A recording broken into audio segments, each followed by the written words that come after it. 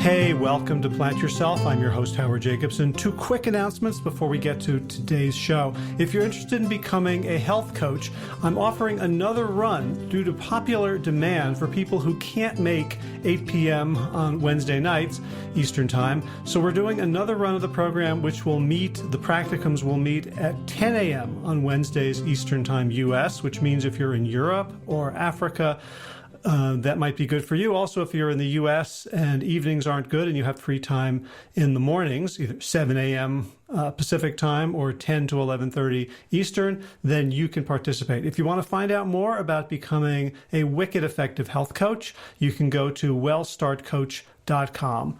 Second thing is, if you're not aware of it, Josh LaJaunie and I have a book that is free on Amazon Kindle. It's called Sick to Fit. And if you just go to Amazon and search for Sick to Fit, you'll be able to download it for free and read it on any Kindle-enabled device, even a phone, smartphone, tablet, computer, whatever. All right, let's get to today's episode. This is the Plant Yourself Podcast. I'm Howard Jacobson of PlantYourself.com and WellStartHealth.com. This podcast is part of my mission to help you live an extraordinary and expansive life. So as you might expect on the Plant Yourself Podcast, we talk a lot about plants. But mostly I talk about plants in terms of their nutrient properties, their ability to heal us when we eat them. Things like broccoli, kale, potatoes, peanuts, like ordinary supermarket and farmer's market types of foods. There are other plants, though, that are far less understood, at least in our modern Western culture. And I'm talking about plants that are considered around the world to be teacher plants, to have intelligence and to be able to drill down into us and help us heal ourselves. And these include the psychedelics, such as the psilocybin found in many types of mushrooms, San Pedro, Ayahuasca. And today I'm going to be talking with a couple of folks who use a plant that is native to West Africa. It's called Iboga, I-B-O-G-A, and it's known around the world for its ability to profoundly and quickly help people overcome very nasty addictions, including heroin. And with the publication of Michael Pollan's book last year, How to Change Your Mind, the study of psychedelics and the legitimacy of the study of psychedelics has taken a huge leap forward. So hopefully science will be able to validate and devise some best practices and create some safeguards around the use of these plants, which actually have been used safely, medicinally, spiritually for hundreds, if not thousands of years by native peoples around the world. But, if you want to get something into our Western paradigm, we've got to sort of tame it and control it a little bit. Anyway, today I talk with Amber, Antonelli, and Anthony Esposito. They run the Awaken Your Soul Retreat Center in Costa Rica, and they use Iboga as a means of helping their clients and their guests heal from various kinds of trauma, not only from addiction, but from emotional abuse. They describe the plant as a hunter for the truth, that it kind of goes into you, gives you what you need, shows you what you need to see and understand so that you can break past old limiting beliefs and dysfunctional patterns. And Amber and Anthony share their own personal stories of encounters with psychedelics, their profound healings from the emotional traumas of their own past, and their understanding of the spirit and purpose and intelligence of Iboga. It is a challenging conversation. I find it fascinating, and I hope you will as well. Two quick things before we get started. One, Kevin Davis and I are going to be holding another WellStart Coach Training Program. It's going to begin early November 2019. If you're interested, wellstartcoach.com. And second, Josh LaJaunie and I will be holding our very first in-person small group retreat. And that will be in North Carolina the weekend of November 14th to 17th. If you'd like more information about that, just email me, hj@plantyourself.com. All right, let's get to it. Let's hear all about Iboga. Without further ado, Amber Antonelli and Anthony Esposito, welcome to the Plant Yourself Podcast.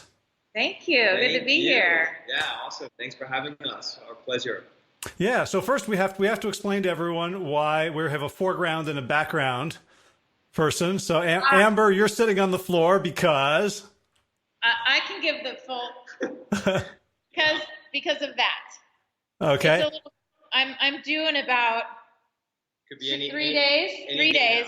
So awesome. Yeah. And for those of you who are listening and not watching the video, we got to see a beautiful pregnant belly, just a couple of days or a few days away from giving birth. So you're on the floor in front, and Anthony, you're on the couch. Exactly. Yeah. Comfy couch. Comfy couch. Yeah. Smaller belly. Right. Don't do what I did when my wife was in labor with our first one. She was in the jacuzzi tub at the birthing center, and I was sitting on the edge of the tub, and I kept complaining about how uncomfortable I was. Like that's a no-no. No. Yeah. Hopefully he has enough sense to feel that one out. I do plan on blowing this horn a few times to make her laugh a bit, but we'll see how that goes. Yeah. Plans to blow the horn as soon as her head pops out. As soon as I see the head. Yeah. Okay, good. It's always good to have a plan. Yeah. Yeah, that's our birthing plan. Yeah, we'll see how that goes. Yeah. Right. So we're here to talk about plants, and I talk about plants with people all the time. It's the Plant Yourself podcast, but today we're going to go a little bit deeper. We're not just going to talk about plants in terms of their chemical properties, but I think in terms of plants as teachers and information, right? Yeah. But at the same time, we're going to be talking about a couple of specific plants, and specifically this plant called Iboga, or is that how you say it? Yeah, Iboga or Iboga. It's pronounced both ways. Okay. If I were in Gabon, how would I pronounce it? Iboga. Iboga. All right, so I'll try to be as realistic as possible. So Iboga is a plant that, describe it. Go for it, kid. Yep. So Iboga grows naturally in equatorial Africa, and so West Africa. It grows in Gabon, Cameroon, and parts of the Congo. All three of those countries border each other. That's Isabel. And in Gabon, because it seems like it's growing the most prevalent there, or the strongest there, because there's elephants in the country of Gabon, and the fertilizer from their poop helps to grow the medicine and strengthen the Iboga tree. They actually eat the elephants eat the medicine as well. Actually, Monkeys. The national treasure of Gabon as well. Yeah. Gotcha. So that's where it's growing naturally in those three countries. Okay. And what does it look like? It's amazing how powerful the medicine is, how strong the medicine is. That it's just a little bush, a little tree. I mean, it grows somewhere between maybe 5 feet to 10 feet. Kind of has a little bit of an orange fruit on there, beautiful, vibrant green leaves, and the alkaloids. The medicine is in the second layer of the root. So there's a video on our website of them harvesting the medicine. And so they'll get down on their knees and they'll start shaving the root of the tree. They don't necessarily pull the whole tree out. Yeah, they do it in a very sustainable fashion, which is nice. Yeah. And so the second, the third layer of the root is where all the bitterness and all the alkaloids appear. Okay, and what does it do? What doesn't it do? Iboga is a teacher plant. It's so it has a very high level of intelligence. The medicine is really ancient. It goes back a very long time. Some would say 1,000 years. Some would say 100 years.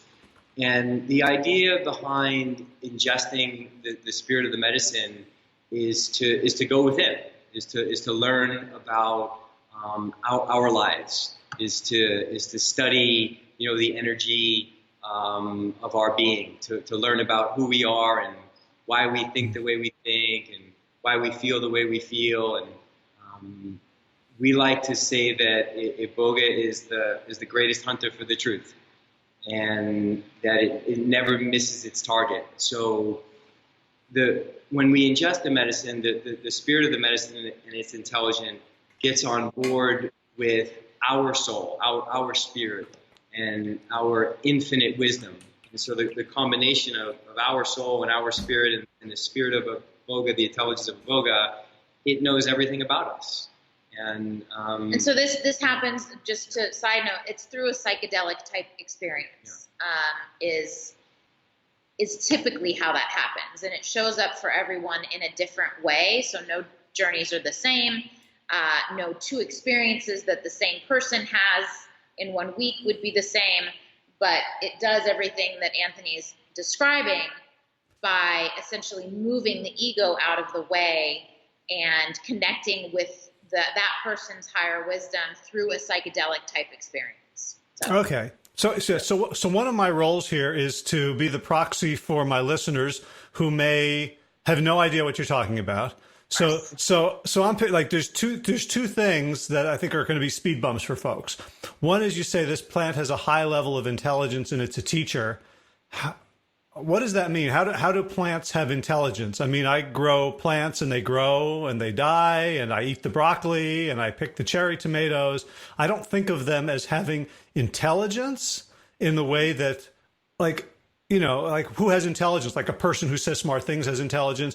A dog or a pig has intelligence. They can figure things out and learn things.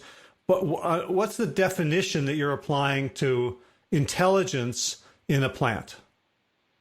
Well, so, I think we tend to quantify intelligence with the presence of an actual brain, right? And I think that, most people believe that human beings are the most intelligent life forms on the planet, even though, right.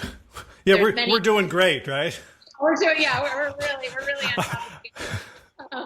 We are in certain ways we're not. But that, we have a leg up over, any of the other life forms, like a cat or a dog or a pig, as you mentioned, because we have sort of the logical mind, like we're not only working from instinct, but, that's a whole nother topic. We don't want to go down that road necessarily. I don't know that I believe that humans are the most intelligent beings on the planet, but we certainly, we have capabilities beyond what we've seen, with just sort of your average animal. But in terms of intelligence of a plant may not have a brain per se in the way that we see that, show up for a human being or an animal. But there are, if you look at the emergence of the popularity of psychedelics as emotional healing components these days, with psilocybin, mushrooms being one of the more popular ones right now, 5-MeO-DMT or regular DMT. DMT actually exists in a lot of living things. Ayahuasca, Iboga, Wachuma, or San Pedro, mescaline. There's a lot of plants that are known for being able to move the ego out of the way and access the higher intelligence that is already present within each individual person. We have a spirit that is our highest wisdom, and then we have the ego that, informs our decisions about, brushing our teeth and, making regular day-to-day decisions, but it also is responsible for keeping us safe. So in our lives, when we get wounded over the years, as everyone does, younger life trauma, older life trauma, just being out in the world, working too much,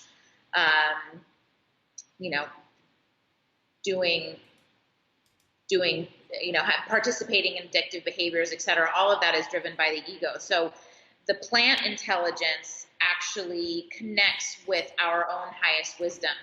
So in terms of, what to say to the listeners or the viewers about a plant having intelligence, I mean, that's a kind of a scientific, there's a higher level scientific answer that we could use. But there also just is a lot of data, specifically more recently, that these plants are very, very capable of moving our own conditioning and pretenses out of the way and connecting with who we really truly are in our essence. Mm-hmm. Does that answer your question at all? Yeah, well, I mean, in some ways, like the answer to, like, we can talk about like intelligence, but when we're really talking about like the plant interacting intelligently with us, it's not something that you can explain to someone. That's probably actually really good. Basi. And Basi, B-A-S-S-E, means truth in Gwiti, in the tradition where the medicine is coming from. So, exactly. Yeah. How do you explain, this is a personal experience? Right. And, and also if we're, I am my ego, right? In terms of the way I function in the world. So if you tell me there's something else beside the ego, or I can quiet the ego, then I'm like, well, who the hell am I now? Like, I don't even, it's hard to imagine having a place to stand. Yeah. Well, but so think about when when you decided to make the shift from the old lifestyle that you were living into this new lifestyle, and being aware of how you're treating your body and how you're interacting with the foods that you eat. And I'm assuming some of the thoughts that you think, I mean, that the wellness goes much further than just the food that we put in our body, right? It's a very holistic process. Sure. So, when you decided to make that transition for yourself, for your family, there was a piece of you that was feeding you information saying what the way you're living right now is not really working. There's a better way. I sense that probably wasn't coming from the ego. I sense that was coming from a deeper place inside of you that was saying, you need to search for a way that's going to actually help you live this life to the fullest. And that is really where we receive people that come to work with us, because they know that the way that they're living, whether it be with anxiety, depression, maybe they want to change their diet. We have a lot of people that come to us working on just living a more full life. They're not necessarily working only with trauma and PTSD and, all of these things that so many of us suffer from. Maybe they just want to fine tune and take their experience, this life experience, to the next level. That's coming from a place deeper within them than the ego just telling them, well, this is what I should be doing. It's coming from a knowing that's within us. Does that make sense? Yeah, and it's still hard to believe in, right? Because the ego wants to take credit for everything. Yeah. Right. Yeah. Right. So in a sense, there has to be a leap of faith into some other state of consciousness than the ego. Of course. Absolutely. Right. Yeah. You have to be willing to put the ego in the back seat, so to speak. The idea is not to kill the ego. It's not to destroy it. It's not to dissolve it. There's a lot of spiritual teachings that espouse that we're trying to disintegrate the ego. Anthony and I specifically don't believe that. We think that the ego is... We need the ego. Yeah, we need it. And so it's a healthy balance. But yes, you do have to be willing to put the ego aside to absorb, whatever information may be coming through. But I mean, listen, the bottom line is that we have people that say, and this is not just people that work with us, this is sort of an overarching consensus that you can receive 10 years of psychotherapy in one night working with this medicine, and in ways where it actually reprograms your subconscious mind, whereas psychotherapy is working with the conscious mind, and the subconscious is 95% of the operating system. So if you're working only with the conscious mind to try to reprogram the way that you operate around the types of relationships or addictive patterning or whatever it may be, the way that you eat, if you're only working with the conscious mind, you've got 95% of the operating system that's essentially working in old patterning. Whereas plants like Iboga, Ayahuasca, and all of these other medicinal plants will work with the subconscious to actually start to remove some of those grooves. Mm-hmm. All right. So before we get into how that actually works and what it does and what the evidence is and what you guys do, it'd be useful to introduce our guides. Like you guys both have, journeys, life journeys of wounding and recovery. So I think it'd be useful for my audience to kind of get to know you a little bit. Can you each do a couple minute introduction to yourselves? Yeah, totally. Want to start? Yeah. So for me, well, I think like anybody, the wounds started early on. I mean, wounds can start when we're in the mama's belly. But for me, it was as a young child, it was sexual abuse. So sexual abuse from my stepbrother, and a long story short, that caused a lot of trauma in my life. By the time I was 15 or 16 years old, they had me on antidepressants and anti-anxiety medication because I was starting to get really angry. As I was starting to get in touch with my feelings as a teenager, I started punching holes in the wall, and I was angry, very angry. I was lashing out. And did you connect it to the sexual abuse in your mind, or was it just? At the time, no. At the time, I neither did anyone around him. Yeah, no one thought there was something else going on. Just like go ahead. Yeah, so it's like Anthony's wild and out of control, and we got to sedate him somehow. And that was it. Which is very common. Nobody really looks deeper into what's happening with kids. They just want to put them on medication. Yeah, anyway. Yeah. No one knew. No one knew what was going on. And for me, the only outlet that I had was sports. I was a really, really good baseball player, and going onto the baseball field was the only place that I felt safe. I felt, okay, safe here. This is a game that I enjoy. I'm good at. I'm getting recognition, and I feel well protected. And so I put all of my energy into playing sports, and sometimes that could be of a fault to somebody when you're putting all your energy into something, and all of a sudden that collapses. What do you have? And so for me, it led to, I think that my childhood led to a lot of self-destructive behaviors, led a lot of anxiety and self-hate, and just being uncomfortable in my own skin. I mean, that was really the bottom line for me. I just did not feel comfortable. I wanted to run from everything. I never really understood what it was like to be in touch with my own feelings and to really know who I am. Mm-hmm. And it wasn't until my early 20s that I let the cat out of the bag, and I told my family what had happened. But I essentially just dropped a bomb in the living room and then left, and then took off with my life.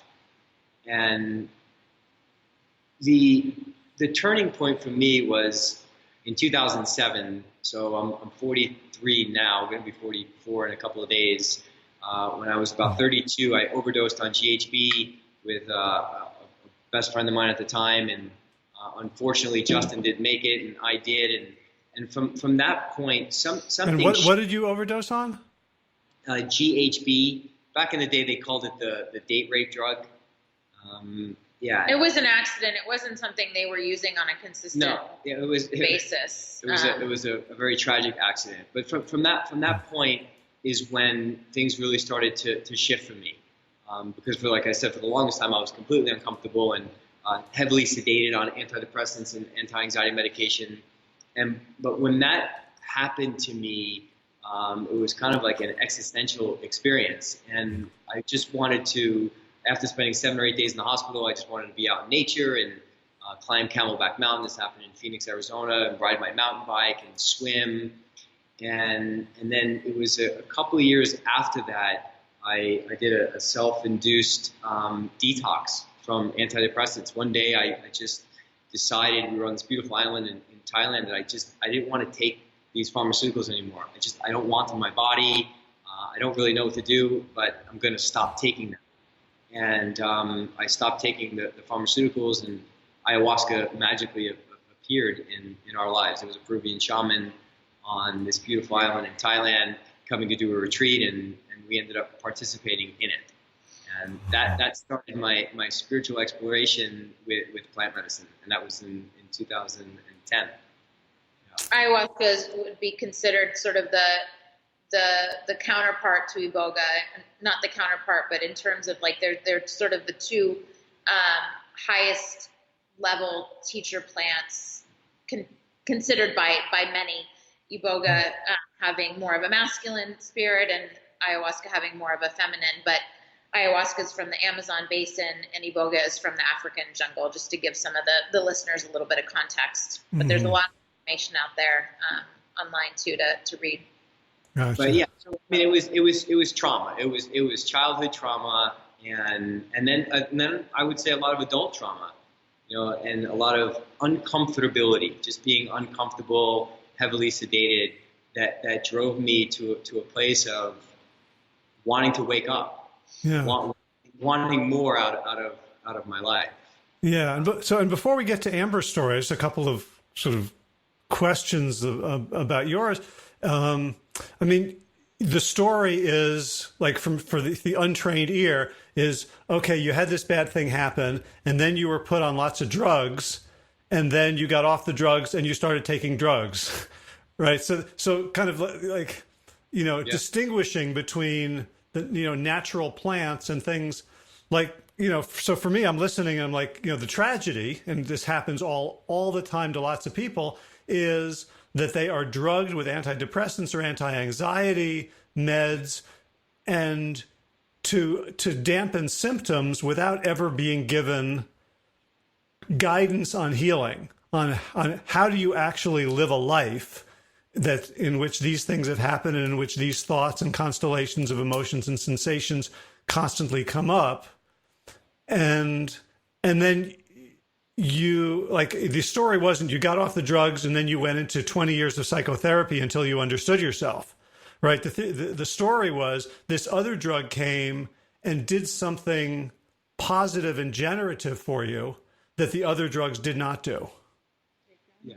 So the way that I see it is the plant medicine is not a drug. I mean, the label drug, I guess it's just a label, but like pharmaceuticals are drugs, and the street makes drugs.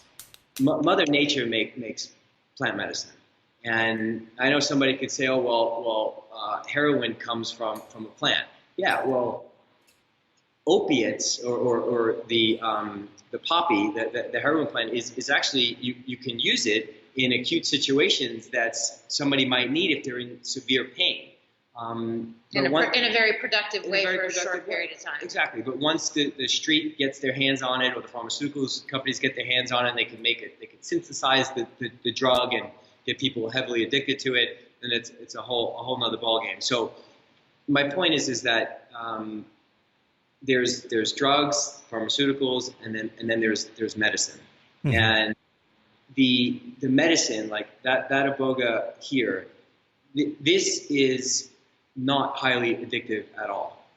This is actually a scheduled, not even remotely addictive. Like going to ingest this takes a lot of courage, a lot of time, a commitment to put this in your mouth. Whereas like a street drug, a pharmaceutical, if they got you hooked on them, it's just like you're taking them like candy. There's no way on Mother Earth's, God's green earth, that we can take this like candy. There's absolutely no way.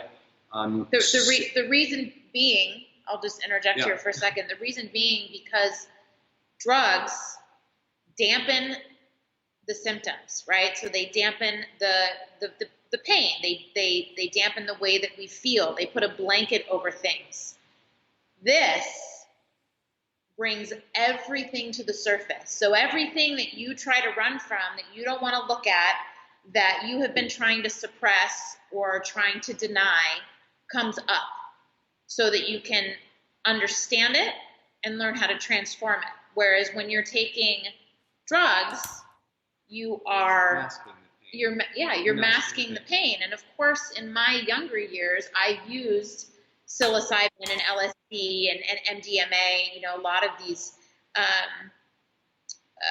medicines that are being used for healing modalities now in a party type fashion. Mm-hmm. But first of all, they're not meant that way. And then Iboga specifically, since that's the basic topic, is not something that you take for fun. Well, it's just simply, it's not fun. I mean, it can be fun. There can be really beautiful times during a journey, but it is absolutely not a recreational experience. No, it's not recreational, but yes, the medicine can be cheeky, like the spirit of the medicine. Mm-hmm. But something very interesting is with pharmaceuticals or street drugs, typically your tolerance goes up and up and up, so meaning that you need more of the antidepressant, you need more of the anxiety medication, you need more of the cocaine, you need more of the opioid, whatever it is that you're using. With Iboga, your tolerance drops. So you need less and less. Like, so for us as practitioners, a small amount of medicine is all I need to be able to conduct a ceremony. I don't need to take heroic doses or large doses to conduct or operate. Or to even learn something about your own life. And the reason being is because the more cleaning you do, so let's use food for an example, since that's something that you can relate to and a lot of your listeners can relate to. You are probably receiving a lot more nutrition from the food that you're eating now than you did, let's just say, back in the day when you were eating McDonald's and, a lot of processed fast foods. You had a little bit of kale. It probably didn't make a whole lot of an impact because there was so much other toxicity in the way. Mm-hmm. That's probably a fair statement. Maybe not a scientific one, but do you know what I'm saying? Yeah, that when you're good at integrating something, you need less of it to get the effect. Yeah, sure. But yeah, also the mental and emotional and physical body is more clean. Like for us, yoga is not just for the mental and emotional body, the mind. It's also for the physical body. It's a huge reset. I mean, it's been known to help with diseases like Parkinson's. I mean, helping the gut do a reset. It really detoxes the body on all types of levels. And so, to Anthony's point, you need less of it because things are cleaner. Yeah. Is it like when I clean my office and it's been months, then I have to do a huge effort, but if I clean it every day, then I just have to do a little bit? Yeah, essentially. Yeah. And that would definitely be the case for people, who do decide to take this journey to work with different types of altered states of consciousness, which is essentially what these plant medicines do. They alter our state of consciousness.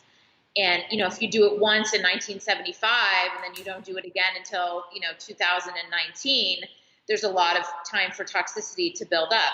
If you do it on a more consistent basis for a time period, and really work with the information that you're receiving and you integrate that in terms of changing your behaviors, changing your relationships, changing the way that you treat your body, changing, addictive behaviors, et cetera, then there's less cleaning to do all at once, just to your point of that metaphor that you just offered.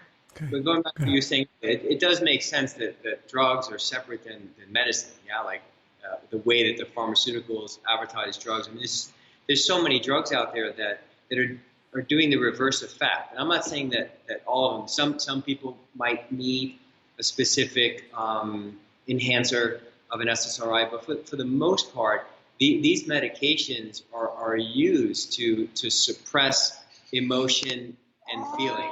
You just lost me. Sorry, that's the cat. Sorry. There we go. That's all right. My listeners mostly love cats. Yeah. Perfect. Good. Perfect. We're definitely cat people. But yeah, I mean, those like pharmaceuticals or street drugs, most people are taking them to suppress, to not feel, whereas like Iboga and these other plant medicines and psilocybin and fungi, mushrooms, people are taking them to feel. Right. To really Yeah. humans. So before we get to Amber's story, there's just a couple more threads I want to follow. You mentioned that the Iboga brings everything up to the surface that you had otherwise, that you're either repressing with your own internal, emotional constructs or with the pharmaceuticals. When I hear that, I get a little bit worried that it's going to be some sort of like Tony Robbins thing where like it's going to, like, some people are not ready to face everything, right?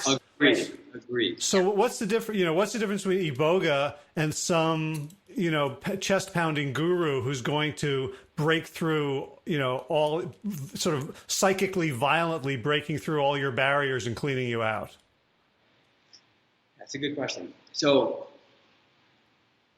one thing is certain is that when you have Tony Robbins, for example, pounding on your chest, he's telling you something on what you should be doing with your life or how you should be doing it, or whoever the guru is. And we think he's amazing. No, Just a sidebar. He's wonderful. Yeah, yeah. we love him. Yeah. Whoever the guru is, whoever the teacher is, whoever is telling you, the therapist, whoever's psychoanalyzing you, is telling you that you need to live your life this way. You need to do this to feel this. Okay. The other way is if you ingest the medicine, then you tell yourself what it is that you need to do. So you become your own healer in essence, because each one of us as human beings are our own healers. You've healed yourself through food and through nutrition and using exercise. your intuition, knowing Right. that that's something that you needed to do for yourself, right? So I think what happens is working with medicine, and the medicine is not for everyone either. I mean, not everything in this world is for everybody. We're not here to tell the whole world to take Iboga. I thought that when I first started working with it 6 years ago. Oh, the whole world needs to take this, but I don't take that approach at all, because the whole world is not ready for it, and it's just not for everyone.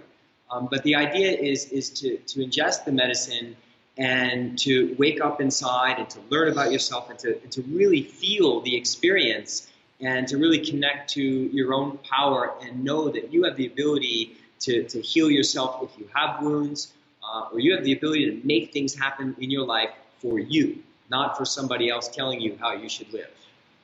Another thing I'd like to add to that is that there's essentially two components to how these plant medicines work, and I'll group them all together because I feel like it's a pretty fair statement to say that they both have two aspects. One is that they, as we were saying, move the ego out of the way and show us a higher, more elevated consciousness, which gives us an ability to see and understand our lives in a different fashion, in a way that is not clouded by a lot of the crap that we've experienced in our lives, right? A lot of the conditioning, a lot of the wounding, a lot of the programming that we receive from our different cultures, etc.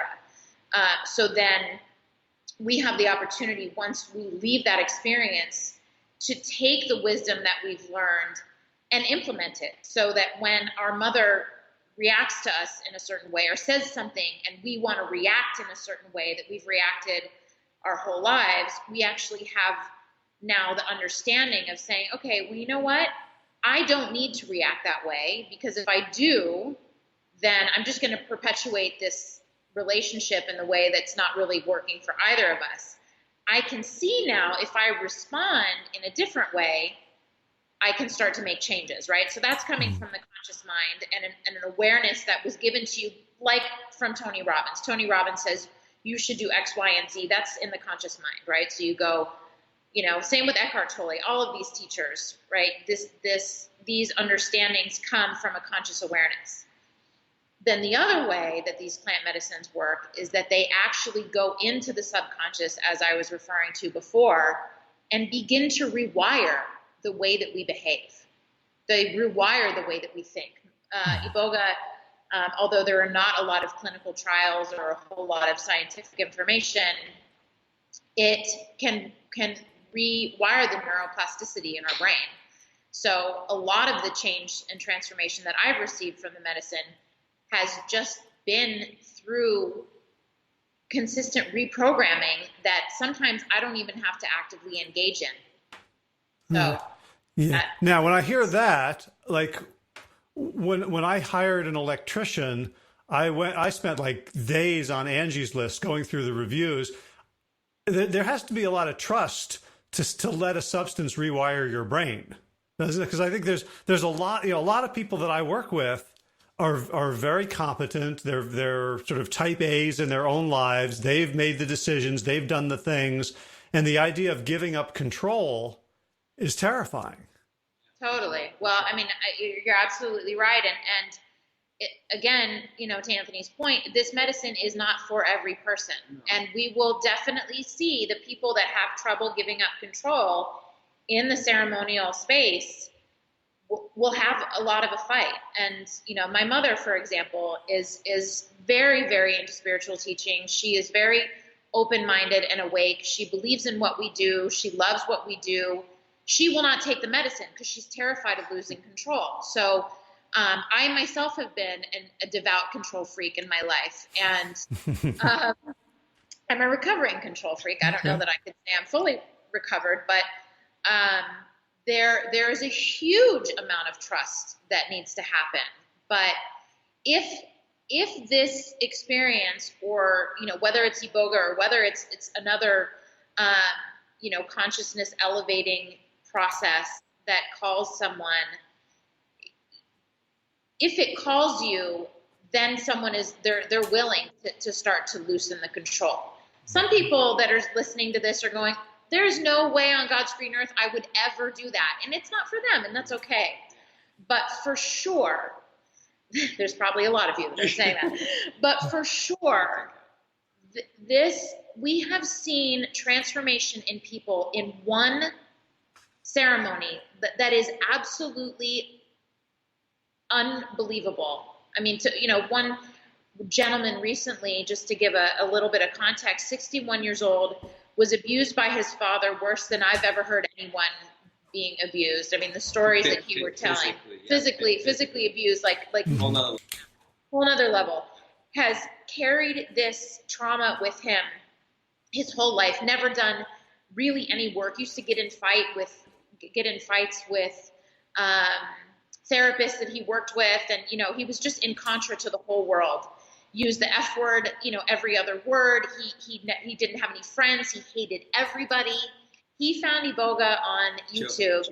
Joe Rogan podcast. Came down to see us a month ago. Yeah. Did one ceremony. Didn't even do the second one, and his whole life has changed in one night. I mean, not that there's not work to do. I mean, he's not just a completely different person. He obviously has to actively engage and change, but just talking to him is like talking to a whole different person now. So if you can give up the control for 24 hours, the gifts that you will receive are unparalleled. Yeah. But it is for everybody. We get that. Yeah. So let's segue from, your recovering control freakiness into your story. Okay. So my upbringing, but by comparison was, to Anthony specifically, was a lot more nurturing. Parents divorced at 4 years old. They co-parented. And so, I had two loving, nurturing parents, both of them incredibly wounded in their own right. However, coming from very, very addictive backgrounds, they themselves were not addicts, but both of their parents were. And it wasn't until later in my life that I realized that I essentially grew up in an alcoholic household in the way that everybody related to one another, but there was no active drinking. I mean, social drinking, but nothing big. Mm-hmm. And just a lot of codependency, a lot of really enmeshed behaviors. I didn't have a great relationship with my father when I started transitioning into being a teenager. My parents started fighting, and long story, of course, but I had a difficult relationship with him, which caused also a lot of trauma that I never really saw as trauma, but now knowing what I know about child development absolutely was very traumatic in a lot of ways. Both my relationships with my parents, actually, very traumatic.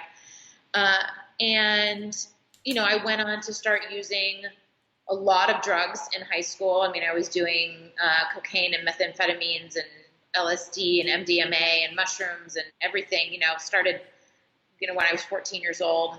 Fortunately, I never had a very addictive personality, so I got out of it by the time I was 18 or so.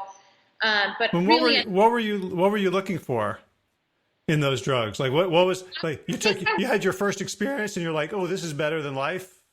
Like, I possibly escapism, really. I mean, there was no, when I was using the mushrooms and the LSD, since of course those are sort of interwoven into this conversation in general, I was not having any type of spiritual introspection or existential experience like what we would use it for now. Like now, the way that these medicines are being approached is in a contained environment, a ceremonial environment, a very intentional fashion. I was using it all recreationally. And just like at raves and things? Yeah, totally. And in combination with other substances too, so doing LSD and speed at the same time, like that's a really great idea. But so really fast hallucinations. Yeah, right. Very rapid. And yeah, just, from then when I did stop using, just really unhealthy relationships with friends, with men, I was always rescuing people. I was, always finding wounded people that needed, a strong rock to take care of them. And, that was essentially what got me into the relationship with Anthony, was that, he was a wounded soul and I could save him. And basically what that fulfilled for me was the lack of space or need to look at what was really hurting inside of me, because I surrounded myself with people that were more wounded than I was, quote unquote. So right. Well, you were the fixed one. You didn't have an obvious trauma. So it's like, yeah, I know how to play that game. Yeah, exactly. The control freak going around fixing everybody else but myself. Right, and all the fights are his fault, right? Yeah, totally. Because he's the wounded one. Right. Exactly. I'm good at I'm good at that game. Yeah. A lot of people are really good at that game. A lot of people, and so, when he did the self-imposed detox when we were in Thailand and we found ayahuasca, I went along just to check it out. I mean, I wasn't looking for any healing because God knows I didn't really need it, right? Sure. Yeah, it all kind of happened by accident for me. But really what I discovered is that the way that I was operating didn't really make me all that happy, in so many ways. And so, no, I did not. I mean, yes, I have been, actively working on healing relationships in my life. But with both of my parents, it's still a work in progress. Neither of us can sit here and say we have everything figured out, because it's a journey, it never ends.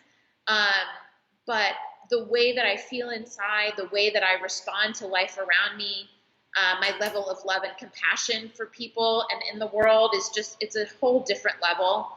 My mind is a lot quieter. I let things go a lot more easily. I'm not as hard on myself as I used to be. I used to hold myself to a very, very high standard, a very impossible standard that made me feel like shit a lot of the time, honestly. And so, my healing, I would say, has been a little bit more subtle and a bit more gradual than some. Mm-hmm. But as I was saying before, it feels sometimes like a much slower reprogramming of the subconscious than it has been like these huge aha moments of transformation that a lot of people that we work with get. I mean, a lot of people that suffer from addiction come to work with us, but that is certainly not the only type of profile that we receive. But it is a very, very powerful way to reprogram the mind. My journey with this process has been different, but nonetheless, not any less profound, I would say, in terms of how I feel before and after I started on this path.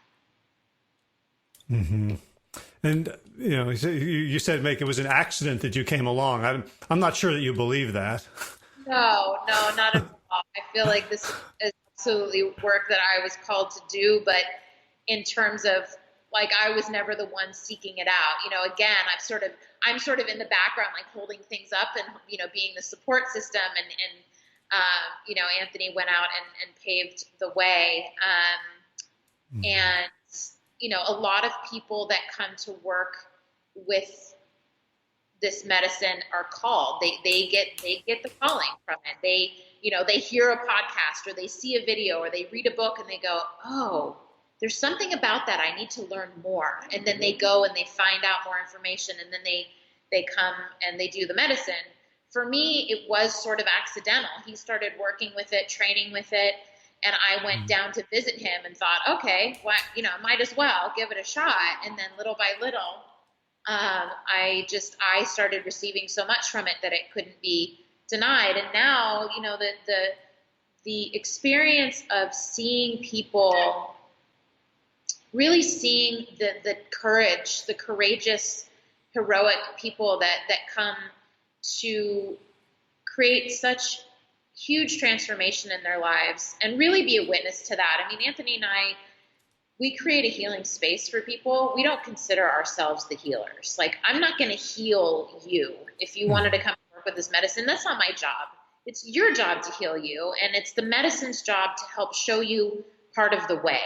But you do the work. And so, for us, it's incredibly gratifying and humbling to be able to see so many beautiful people from all walks of life that really just want a better quality of life. I imagine the clients that you work with around food. I myself have been a chef for 25 years. And after working with ayahuasca initially, almost 10 years ago, was when I changed my approach to food completely to a holistic approach. And the type of food that we offer through my culinary business is very much from that source. It's very much from that place. But yeah. So has that changed your view of plants? Like, okay, so you've got this Iboga and ayahuasca and these other psychedelics that have intelligence. Do you now look at like broccoli and spinach and carrots and peas as having maybe not the same type of intelligence, but of having intelligence that we interact with? I never really thought about it that way, but I will say that I definitely feel like that's a possibility. I mean, there's a fungi that's, and I'm so terrible with statistics, but that's underground in Oregon. It's like 60 miles square or something that has an intelligence. Like, it's a whole nother level. That's not something that I think about directly, but I will say in terms of looking at plants as really being a cornerstone of a healing modality, absolutely. I mean, my culinary business transitioned to a very plant-forward concept, we're not plant-based exclusively, but very plant-forward, and just really using food directly from the earth to nourish our bodies, just like the plant medicines, using medicine directly from the earth to nourish our mind, body, and soul. I feel that they're very, that's key for me. And it was in elevating my consciousness. The cat is very, time for dinner. That elevating, my consciousness, it was impossible for me to go back and eat in a different way. I mean, I grew up eating relatively healthy, but really beginning to understand food happened for me when I started elevating my awareness around consciousness in general. So I wouldn't say that broccoli doesn't have intelligence. I mean, who am I to know? Like, why couldn't it? All right. So I want you guys to describe, as best you can, the experience that someone would have coming down. And I know you can't talk about the individual inner experience because that'll be titrated for each person. But just kind of what they would expect. But before that, you mentioned that there's not really scientific studies on Iboga. 5 years ago, that would have been true of psilocybin, ayahuasca, DMT, but all of a sudden with like MAPS and people like Tim Ferriss putting a lot of money, and Michael Pollan writing a book, and like the shift even in the last 3 years about the acceptability of psychedelics by the psychiatric and psychological communities is there an effort to subject Iboga to scientific inquiry? Is it a sense, at some level, or does it feel like it's sort of disrespectful to the spirit to reduce it, to a randomized trial? Right. No, disrespect to the spirit. Well, so one thing to note is that ibogaine is one of the 12 alkaloids that is present in the full Iboga root. And so historically speaking, and currently, that has been used for opiate detox. It can detox someone from a 15-year heroin addiction in 24 to 48 hours with very little withdrawal and very little, you'll have physical symptoms in terms of reactivity to the medicine itself, but in a very, very easy fashion. Will you just push her away? Yeah. I find the carnivores are often the loudest in these discussions anyway. Right. She wants to speak up about plants. So there have been clinical trials done with ibogaine, and they are currently doing some at, New Hampshire? University of Maryland, and I think Johns Hopkins University are doing. Okay, but those are still like controlled substances, right? Like you can. Ibogaine. I don't know that ibogaine is considered a controlled substance. It's still not. Iboga is a controlled substance. Well, Iboga is a controlled substance. Well, it's a Schedule 1. It's a Schedule 1, yes. Right? But it's not. They're not. They're pushing to make ibogaine legal for drug detox in the States, and so part of the purpose of these clinical trials is to show its efficacy, right? Okay. And there have been studies done with Iboga and the brain. It's just not a very widespread and not a lot of knowledge or information that's easily available. We have a good friend who is a clinical psychologist that has some really interesting information, but by comparison to so many other things, there's not a lot of it out there. And indigenously, are the tribes interested in people doing clinical trials with Iboga? Probably not. No, they're not. They're not really interested in the medicine. Yeah, sorry. No, that's okay. Yeah, the energy that we're feeling, they're not really interested in the medicine coming out of the jungles of Gabon. Some so than others, but yes, it is sacred to that respect.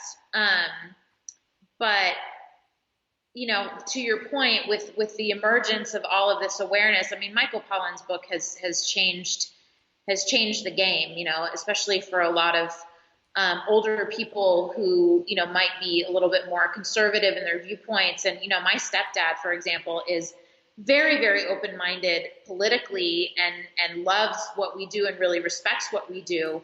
But it wasn't until reading Michael Pollan's book that he was like, okay, I can really kind of get on board with this my own self. He actually went and bought a bunch of LSD that this was last summer that he was thinking about taking. After reading the book, he's like, yeah, maybe I should take some LSD. And then it sat there for like 3 or 4 months. And then he ended up coming down to Costa Rica about 5 months ago. And I asked him, I said, did you ever take it? And he said, no, I just, I don't know. Because it wasn't natural. He wasn't feeling the call to do it. He just wasn't feeling it. Yeah. And then we did some Iboga with him, which was really great. A smaller dose, a lighter dose, 73-year-old dose. Yeah. But yeah, I think more and more, like we've made such huge strides, with psilocybin being legalized. Iboga was legalized in the city of Oakland, I guess a month or so ago. Wait, psilocybin's been legalized? Where? In Oakland, California. Well, okay. I'm just bringing up kayak. I need to book a flight. Yeah. Legalize is not the appropriate term. Decriminalize. Okay. Like if you're found with it, it's not legal to sell it. But all these like weird. has been with marijuana in a lot of states. But yeah, the awareness is definitely spreading. And I think, really the most important thing to note here is that these medicines can actually help people feel better, whereas the pharmaceuticals just mask the whole process. And unfortunately, they have been rampantly prescribed for many, many, many years, and people are under the thumb of things that actually end up ultimately doing the reverse effect, because a lot of these pharmaceuticals are meant for very short-term acute usage. And where the plant medicine comes in is that it actually helps cure the root of the problem rather than masking the symptom. And so we have it grossly backwards in this country in terms of the pharmaceutical industry, in terms of the food industry, as I'm sure you are well educated in. We need to start nourishing ourselves from the inside out rather than using Band-Aids to help ourselves, quote, feel better for a short period of time that doesn't really impact anything on any real level for the long term. And so I think that more and more people are waking up to that, which is why you see the surgence of people like Tim Ferriss and Aubrey Marcus and Joe Rogan and, Michael Pollan, talking about these things. Gabor Mate, who is one of the thought leaders on addiction and child development, working with these types of medicines because they actually help people change their lives for the better. I mean, you and do one Iboga ceremony or one retreat with 2 ceremonies, and you go home and you change your whole life for the better. I mean, that's really what happens. So I want to lead in. Sorry, Anthony, you wanted to add something?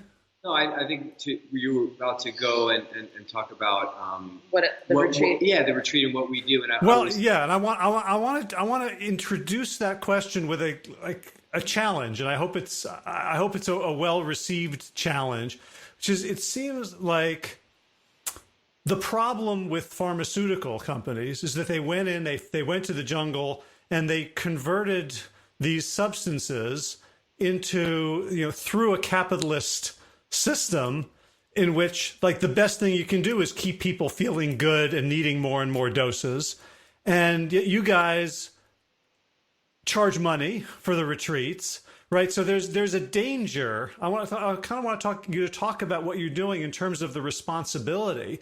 I'm also thinking in terms of like cultural appropriation, like these, you mentioned the word basse, you learned a language from other people. Like, how, I'd like you to talk about what you do and how you think about it in ways that kind of bring the spirit to the West, because you guys are obviously, interpreters of this tradition for people like me who might not be able to handle, a traditional Bwiti ceremony in Gabon, and yet there's a lot of ways you guys could fuck it up.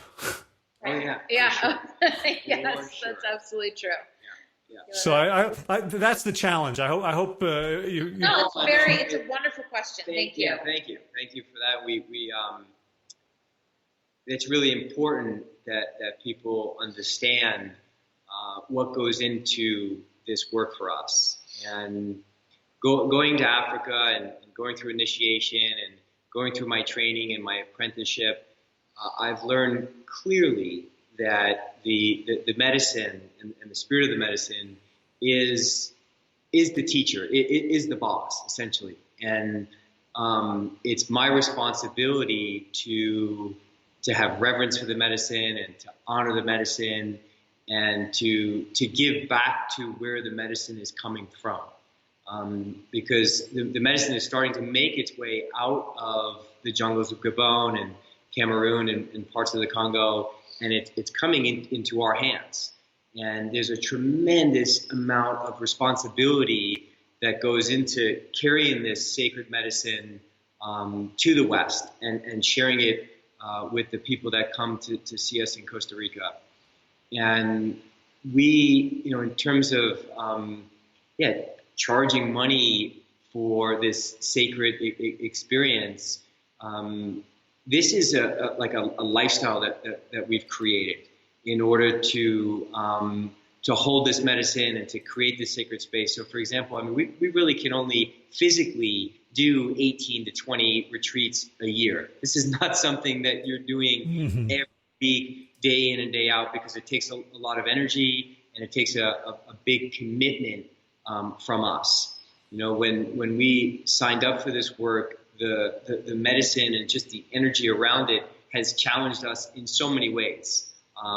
You know, for example, just signing the lease on a 90-acre property here in Costa Rica, the medicine all of a sudden started trying to turn things upside down for us energetically, like pushing us. In our lives, just got really chaotic. In a very loving and beautiful way, but a very challenging way, saying, are you sure that you're ready and this is the path that you want and you want to serve this medicine and build the bridge from, you know, the medicine from Gabon here in the West?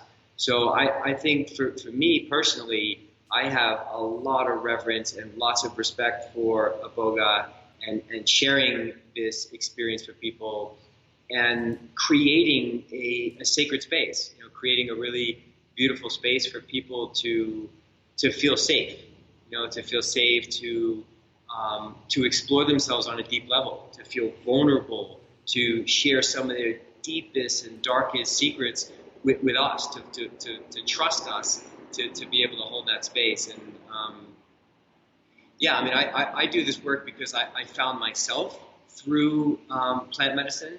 You know, I was able to get off pharmaceuticals and was able to heal myself and continue to heal myself and continue to be a student of life and continue to learn and continue to shed. And the calling was so deep, you know, from the medicine and from the tribe in Africa to go a step further and to be able to create a space to where we could serve it in a very safe and loving and compassionate way. Mm-hmm. I'd like to add that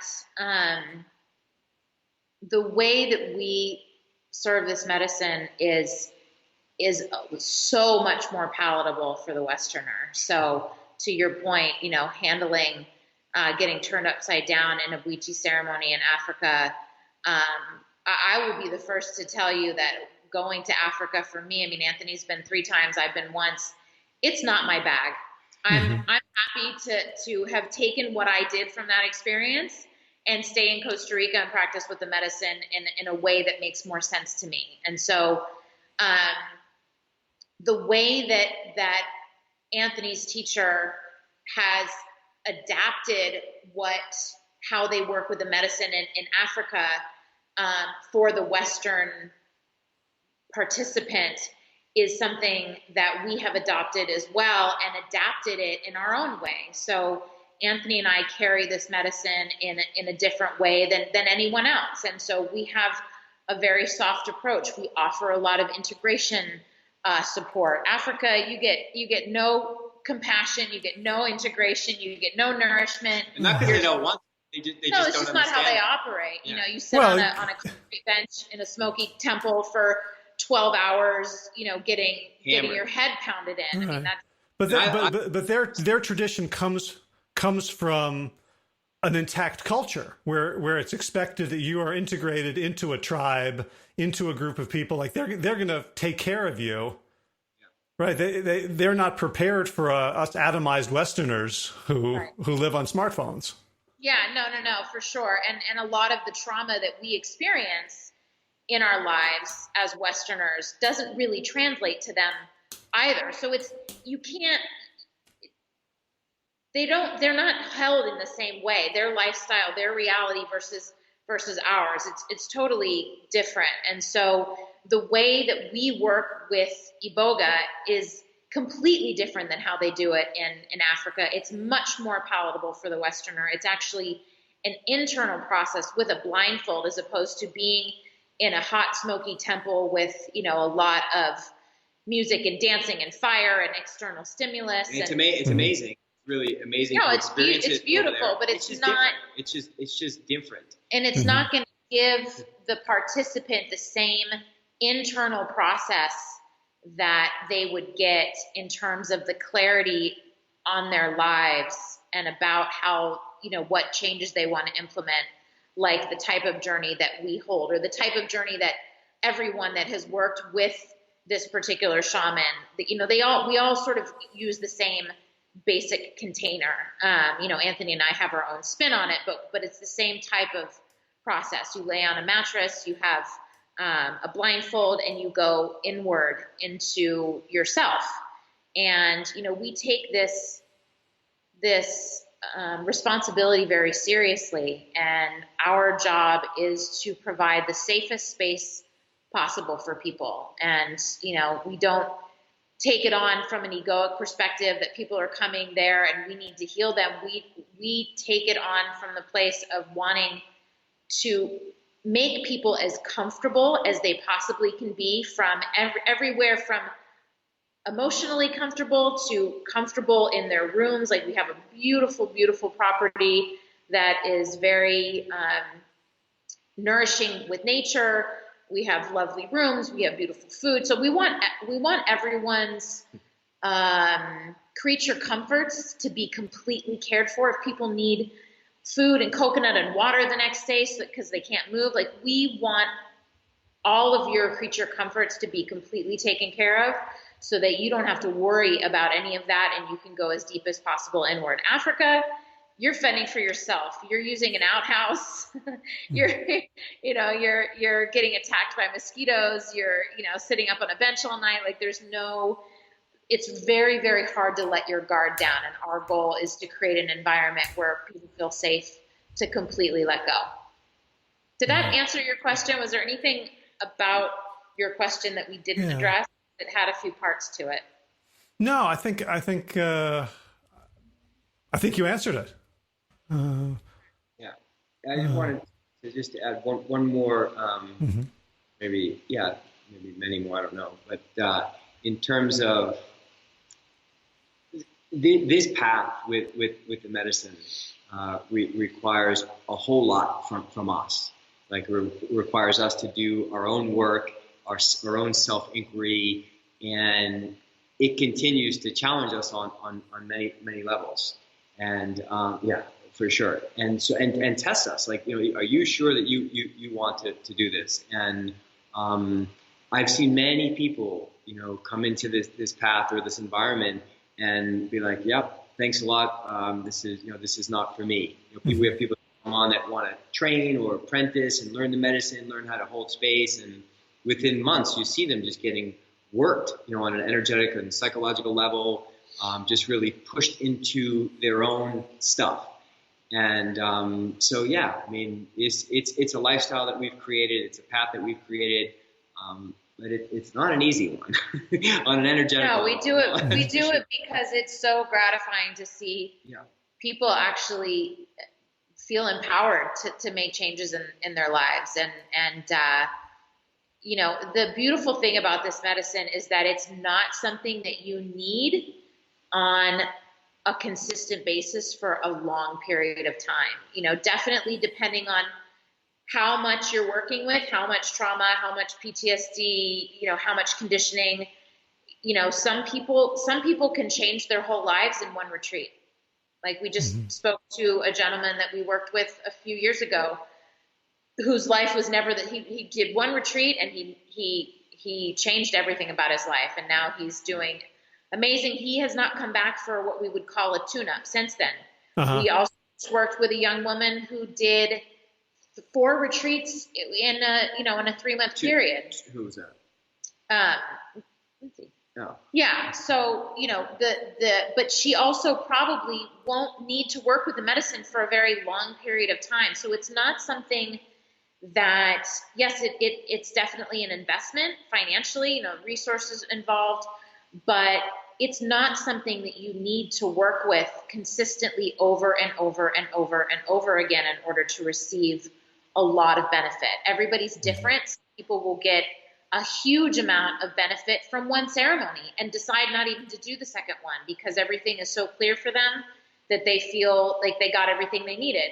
And then some people, will come back, in a few months, or they come back once a year. I mean, it's really, everybody's path is different, but it's not something that you need to work with often in order to receive a lot of benefit. There's typically a lot to integrate with Iboga. With all of these types of psychedelic experiences, there's a lot to integrate, but Iboga specifically seems to hold on to us or stay with us for a longer period of time. So essentially it has, for lack of better terms, a longer shelf life. Months after the experience, we're connecting with people, and people are like, holy shit, like, my God, I'm getting this wisdom, I'm getting this clarity, this epiphany, this is starting to fall out of my life, I'm starting to attract this into my life, and months, even some people, years after, one retreat, two ceremonies with yoga. Sure. All right, so let's end with you guys telling us how people can find you. So our website, our retreat is called Awaken Your Soul. We are in Costa Rica. .co. Yeah, awakenyoursoul.co.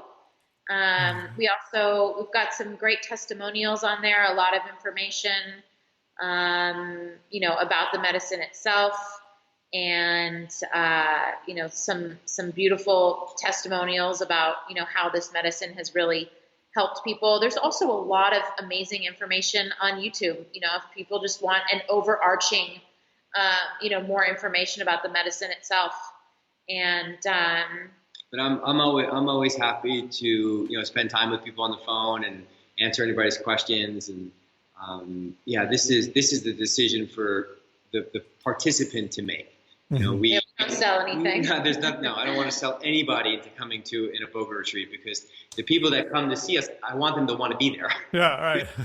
And be ready to do the work. To your point, like, not everybody's ready to let go of that control, and so Right. I imagine a lot of your sales calls are actually trying to disqualify people who shouldn't be coming. Good point. Bossy. Yeah. For sure. Yeah, because exactly. Great. Well, thank you so much for taking the time and for going out into the world and bringing the spirit and the intelligence of this healing plant to us. You're welcome. Thank you for doing what you're doing. I mean, it's really, what we do and what you're doing are very parallel as far as I'm concerned. And, really just changing the way that we treat ourselves, both on a physical, mental, or all on a physical, mental, and emotional level. And so, there's no boundaries or borders. The way that we treat our bodies, the way we treat our minds, they all go together to create, the most optimum life possible. And so thank you for the work that you're doing. Yeah. Thank you so much. Thanks for your time. Thanks for having us on the show. We really, really appreciate it. Yeah. It's always good to meet teammates, especially those with retreat centers in Costa Rica. So I hope to meet you guys soon. Yes, awesome. We would love to have you. Yeah, for sure. If it calls you. Yeah. Yeah. Who knows? Who knows? Don't hesitate. If you ever have any more questions, we're happy to answer. Awesome. Thank you, Amber and Anthony. Best of luck on the upcoming happy event. Thank you. Thank you so much. We'll be in touch. Yeah, okay. Take care, Howard. Okay. Bye-bye. Bye-bye. All right, dear listener, I'd love to hear what you think of that one. You can always drop a comment on the podcast or post in the Plant Yourself Facebook group and let me know what you think of this conversation. It's a little bit challenging, isn't it? It challenges a lot of our Western ideas about what plants are and what humans are and what reality is. So in a few weeks, I hope to have a conversation that will expand and continue on this one with a researcher and author, Dr. Monica Gagliano, who wrote a book called Thus Spoke the Plant. And it's also a look at plant-human interactions and the idea that she defends and promotes in her scientific research that plants actually have consciousness, intelligence, and can make decisions and can sense and communicate with each other. So hang on to your hats. So if you like the show and you'd like to support our work, you can always subscribe and leave a review on Apple Podcasts. You can share this on social media. And you can become a patron, a supporter of the show. The show is free for one and all, and it's supported by those who can afford to support it. So you can go to patreon.com, search for Plant Yourself, or go to plantyourself.com and look for the Patreon link on the right sidebar to become an ongoing monthly supporter of this show. If you want some more information about Amber and Anthony, you can check out the show notes for today's episode, which also includes the video. At the beginning, we make many visual references to the fact that she's immensely pregnant and sitting on the floor. And so if you want to see their radiant, smiling faces and her great big belly, you can do so at plantyourself.com/338. So I think you're going to enjoy many of our upcoming shows, including Benjamin Alter on Healing from Within, Ray Martin, a crusty old man, skin and bones. I met him through the Missing Chins Run Club. He is a fascinating and hilarious character. You're going to love meeting him and discovering his tale of healing heart disease through plants and becoming a runner in his later years. After that, we're going to talk with Carly Assay, whom I've had on the show before, a long time ago. He created the documentary Unsupersize Me, and he's back to his old cinematic tricks with a whole bunch of new ones.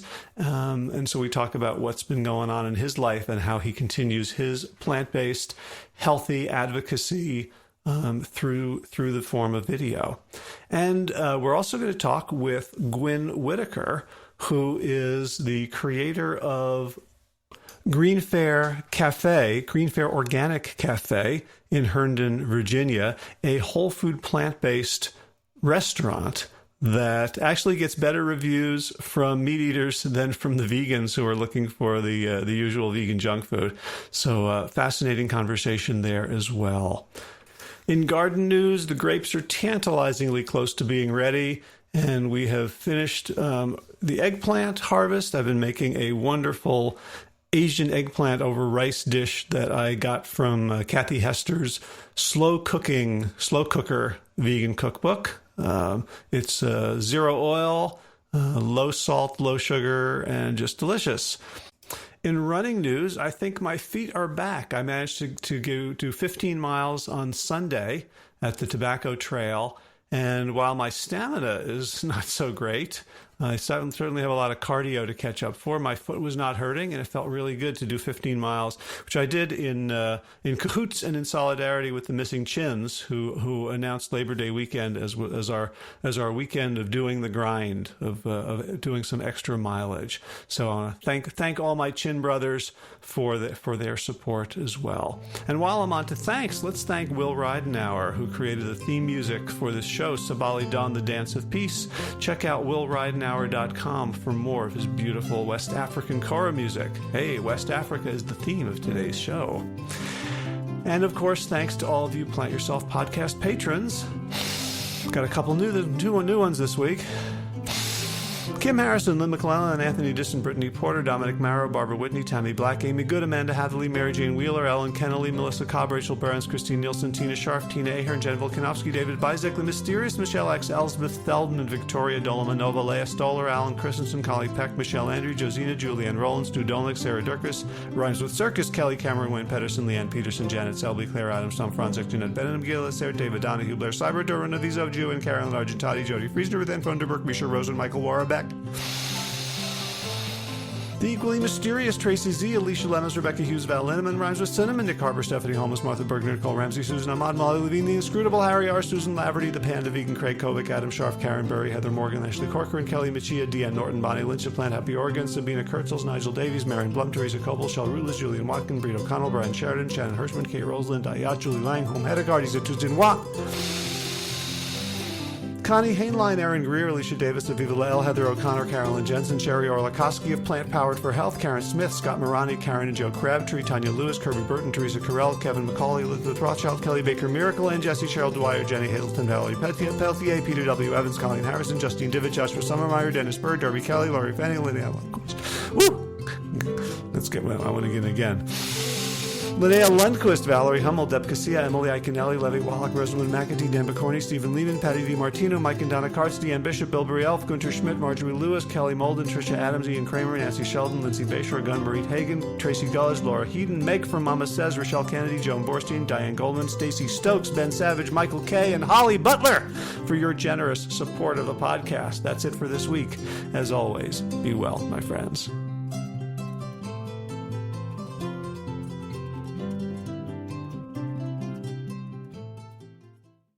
So if you appreciate the Plant Yourself podcast and would like to help support the mission of the show, there's a few easy ways to do it. One is to just go to wherever you get your podcasts and leave a review. Let other people know about it. Give us some stars. Give us some love. And that really helps us be found by more people. Something else, of course, you can do is let someone know about this podcast. Someone who you think would benefit. Send them maybe a couple of episodes that you think would pique their interest, or just ask them to subscribe in general. And third, you can join arms and become a patron, a financial supporter of this show. You may have noticed that there's no advertising in the show, and it's free for everyone, and it's supported, paid for by those who can afford it. So if you would like to make a one-time contribution or an ongoing monthly pledge, you can do so at plantyourself.com/gift. All right, time for thanks. Thanks to Will Ridenauer for allowing me to use his beautiful song Sabali Dawn, the Dance of Peace. You can find more of Will's music at his website, willridenauer.com. And of course, thanks to all of you Plant Yourself podcast patrons.